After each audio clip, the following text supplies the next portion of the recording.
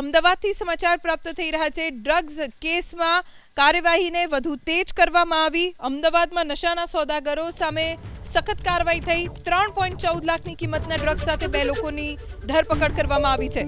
મહિલા સાથે અન્ય એક આરોપીની ડ્રગ્સ સાથે ધરપકડ થઈ છે। રિક્ષા ચાલક રમીઝ બેલીમ અને મહિલા સિરીન બાનુ શેખની ધરપકડ। પતિ જેલમાં હોવાથી મહિલાએ ડ્રગ્સ વેચવાનું શરૂ કર્યાનો ખુલાસો થયો છે। પહેલી વખત ડ્રગ્સનું વેચાણ કરવા જતી હતી અને પકડાઈ ગઈ।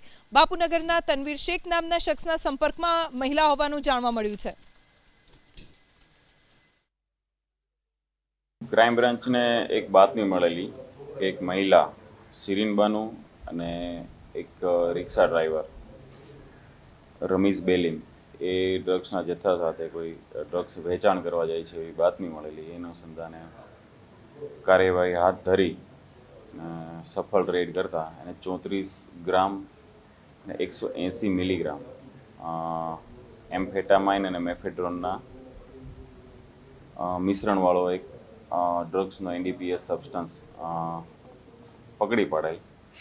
એ અનુસંધાને એક મહિલા આરોપી અને જે રિક્ષા ડ્રાઈવર બંનેને એરેસ્ટ કરીને ગુનો દાખલ કરીને આગળની કાર્યવાહી કરવામાં આવે છે।